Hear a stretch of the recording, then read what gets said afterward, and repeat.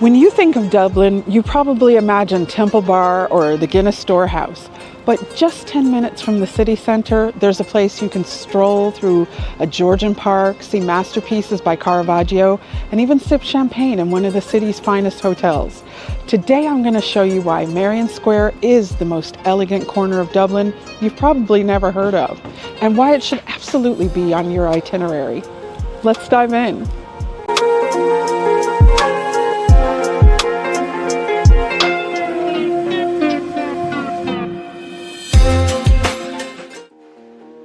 The first stop is Merrion Square Park. This leafy green square was laid out in the 1760s, back when Dublin was booming. And let's just pause for a second, that's older than the United States as a country. Back then, this was the address you wanted if you had money. The wealthy and powerful built their elegant townhouses all around the square. And the park itself? Oh no, this wasn't for the common people. The park was private, strictly for residents. It wasn't until 1974 that Merrion Square Park was open to the public.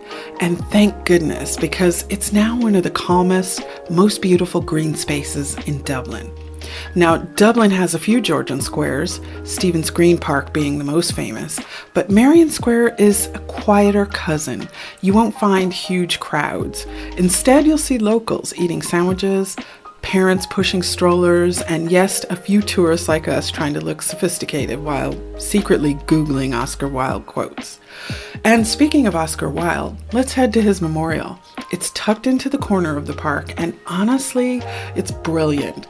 Wilde grew up just across the street, so this is personal territory. The statue shows him reclining on a rock, decked out in a green jacket and pink collar, looking like he's just delivered a scandalous one-liner. Around him are stone pillars with some of his most famous quotes. And let me tell you, Oscar Wilde had a comeback for everything. Wilde isn't the only cultural giant celebrated here. You'll find plenty of others scattered around. This park is basically Ireland's way of saying, yes, we have the writers and thinkers to fill a park. Thank you very much. But the best thing? It's just peaceful. The paths are lined with trees, benches are tucked under shady spots, and no matter where you sit, you're surrounded by the red brick Georgian houses. For me, as an American, there's something so human-sized about these Dublin squares. In the States, parks are often sprawling or wild, but here it feels like the city just put on its best jacket and said, here, have some elegance with your greenery. If you're visiting, my tip, grab a takeaway coffee from a cafe nearby and spend a half an hour just wondering, because, spoiler alert, everything we're about to see is just within 5 minutes of this very park. And if you think the park is impressive, just wait until you see what's hiding behind those red brick Georgian townhouses. Now, if you're planning your trip, don't forget to download my free Dublin Playbook checklist. It's packed with insider tips to help you design the perfect Dublin itinerary. Right across from the park, you'll find one of Dublin's most elegant hotels, the Merrion. Now, if you're actually staying here, congrats, you've made it. For the rest of us, the good news is you don't need a room to enjoy the experience.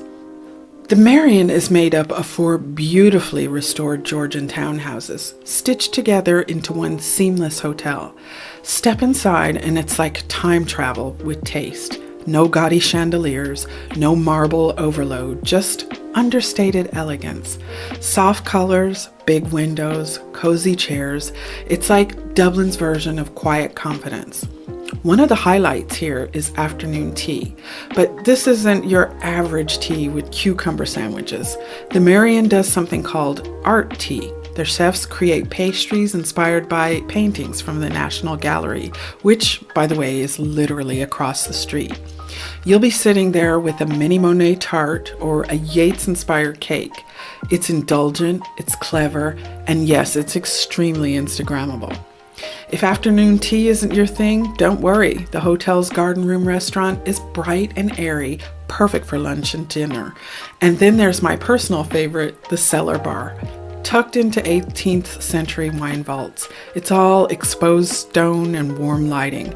It's the kind of place where ordering a Guinness feels perfectly right, even if the setting is all refined. Now, here's a pro tip. You don't have to spend big to enjoy the Merrion. Pop in for a drink at the bar or even just coffee. You'll still soak up the atmosphere of one of Dublin's best hotels. That's what I love about this area. You can mix high and low. One minute you're having a picnic sandwich in the park, the next you're sipping champagne in a Georgian townhouse. That's Dublin for you. But the real treasure of Merrion Square isn't just luxury, it's free, and it's right across the street. Let me show you the National Gallery of Ireland. Welcome to the National Gallery of Ireland. And yes, entry is completely free, music to every traveler's ears. The gallery opened in 1854 and now has over 16,000 works. But don't panic, it's not overwhelming like the Louvre. It's big enough to impress, small enough to enjoy in one visit. The star piece here, Caravaggio's The Taking of Christ. This painting was thought lost for centuries until it was rediscovered in a Jesuit house in Dublin in the 1990s. Today it's one of the gallery's treasures, and trust me, when you stand in front of it, the drama just leaps right off the canvas. You'll also find Vermeer, Monet, Picasso, and a whole wing dedicated to Irish artists like Jack B. Yeats. It's one of those places where you can dip into the big names, but also discover Irish art that you won't see anywhere else. What I love about this gallery is how much it feels like part of Dublin life. You'll see school groups sketching, students wandering in, office workers popping in on their lunch breaks. It's not just a tourist attraction, it's alive. Here's my tip. Don't try to see it all. Pick a few highlights, slow down, and then head for the cafe. Art, coffee, cake, that's balance. And the best part? You can tie the park, hotel, and gallery into one perfectly balanced half-day itinerary. Let me show you how. So here's how I plan your Merrion Square visit. Start with a slow morning stroll through Merrion Square Park. Take in Oscar Wilde, sit on a bench, sip your coffee, soak up the Georgian atmosphere. Then head across to the National Gallery. Spend an hour or two seeing Caravaggio and friends. Finally, wrap up your afternoon with a taste of luxury at the Merrion Hotel, whether that's afternoon tea, dinner at the garden room, or just a pint in the cellar bar. You'll leave feeling like you've had a complete Dublin experience. And the best part? You've never walked more than 5 minutes. It's all right here.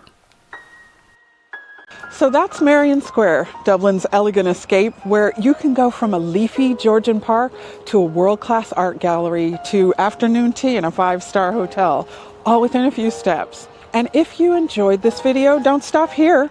Click right here to watch my Docky day trip video. It's just 30 minutes from Dublin with stunning sea views and incredible local food. Trust me, you don't want to miss it. Thanks for exploring with me, and I'll see you in the next one. Take care.